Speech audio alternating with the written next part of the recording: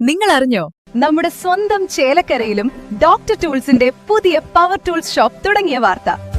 നല്ല ക്വാളിറ്റിയുള്ള, വാറന്റിയുള്ള, ലൈഫ് ടൈം സർവീസ് സപ്പോർട്ട് നൽകുന്ന ഏറ്റവും പുതിയ ടെക്നോളജിയിലുള്ള പവർ ടൂളുകൾ കുറഞ്ഞ വിലയിൽ ഇനി ചേലക്കരയിലെ മേപ്പാടം ജംഗ്ഷനിലുള്ള ഡോക്ടർ ടൂൾസ് ഷോപ്പിൽ സന്ദർശിക്കൂ.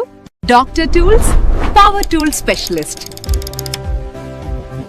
മഹാകവി വള്ളത്തോളിന്റെ ചരമദിനത്തിൽ കലാമണ്ഡലത്തിൽ പുസ്തക പ്രകാശനവും ഗ്രന്ഥ സമർപ്പണവും നടന്നു. കലാമണ്ഡലം മുകുന്ദന്റെ Hastalakshana Deepika VC doctor B Ananthakrishnan പ്രകാശനം ചെയ്തു.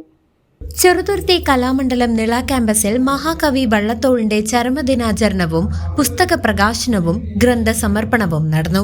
രാവിലെ മഹാകവിയുടെ സമാധിയിൽ ഭദ്രദീപം തെളിയിച്ച് പുഷ്പാർച്ചന നടത്തിയതോടെയാണ് ചടങ്ങുകൾക്ക് തുടക്കമായത്.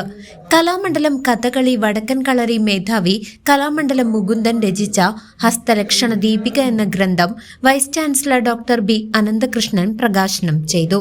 നിള ക്യാമ്പസ് മുൻ ഡയറക്ടർ കലാമണ്ഡലം MPS നമ്പൂതിരിയാണ് പുസ്തകം ഏറ്റുവാങ്ങിയത്.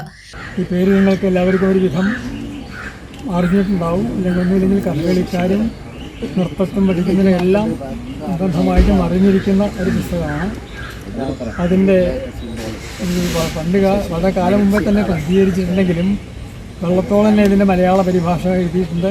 കലാമണ്ഡലം ലൈബ്രറിയിൽ ഇതുണ്ട്. പക്ഷേ അതിനടിസ്ഥാനപരമായിട്ടുള്ള അതിൻ്റെ ഒരു എഴുത്ത് സംസ്കൃതത്തിലാവുകൊണ്ട് അതെല്ലാവർക്കും ഗ്രഹിക്കാൻ കുറച്ച് ബുദ്ധിമുട്ടുള്ള ഒരു കാര്യമാണ്. അപ്പം അതിനെ കൂടുതൽ ഒരു തരത്തിലുള്ള സംസ്കൃത പഠനത്തിൻ്റെ ഭാഗമായിട്ടുള്ള ഒരു ശ്ലോകം കണ്ടാൽ എങ്ങനെയാണ് അതിന് അർത്ഥം ഉണ്ടാക്കേണ്ടത് എന്നുള്ളതിനൊരു ക്രമക്കുണ്ട്.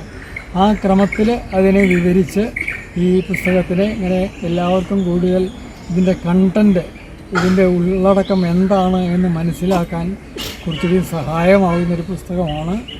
ഈ ഇതിലുള്ള മുദ്രകൾ തന്നെയാണ് കഥകളിക്കാരും മോഹിനിയാട്ടക്കാരും ഒക്കെ ചെയ്യുന്നത്. പക്ഷേ ഇങ്ങനൊരു ഗ്രന്ഥം ഉണ്ടെന്നുള്ളതോ ഇല്ലെങ്കിൽ ഇത്തരം ഒരു ലക്ഷണ ഗ്രന്ഥം എന്ന് അതിന് പറയാം. അതായത് നാട്യശാസ്ത്രം മുതൽക്കുള്ള ഗ്രന്ഥങ്ങൾക്കൊക്കെ ലക്ഷണ ഗ്രന്ഥം എന്ന് പറയും.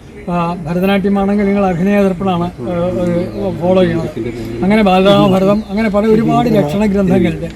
അതിൽ ഈ ഹസ്തലക്ഷണ ദീപിക എന്നുള്ള അതിൽപ്പെട്ട ലക്ഷണ ഗ്രന്ഥമാണ്. ഇതിൻ്റെ ഒരു കാലത്ത് ഇതൊന്നും ആരും അറിഞ്ഞാൽ ചെയ്യണ്ടാവും, പ്രയോഗത്തിൽ നടക്കുന്നുണ്ടാവും. പക്ഷേ ആ പ്രയോഗത്തിൻ്റെ പിന്നിലൊരു സിദ്ധാന്തമുണ്ട് എന്നുള്ളതിനെക്കുറിച്ച് തിരിച്ചറിവ് വളരെ അപൂർവമായിരുന്നു. മഹാകവി വള്ളത്തോളിന്റെ പേരമകൻ പരേതനായ ശശിധരന്റെ സഹധർമ്മിണി സുധാ ശശിധരൻ കലാമണ്ഡലത്തിലേക്ക് നൽകിയ 60 പുസ്തകങ്ങളുടെ കൈമാറ്റവും ഇതോടൊപ്പം നടന്നു. 30 ഇംഗ്ലീഷ് പുസ്തകങ്ങളും 30 മലയാളം പുസ്തകങ്ങളും അടങ്ങുന്ന ശേഖരം കലാമണ്ഡലം ഭരണസമിതി അംഗവും മഹാകവിയുടെ പേരമകനുമായ രവീന്ദ്രനാഥ് വള്ളത്തോൾ വൈസ് ചാൻസലർക്ക് കൈമാറി.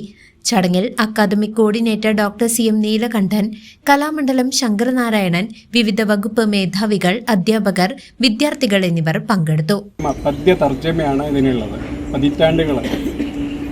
അതിൽ ബഹുമാനപ്പെട്ട MPS പറഞ്ഞ പോലെ പല മഹാകവി ഒരു ദിവസം ഇരുന്നങ്ങനെ തർജ്ജമ ചെയ്തു.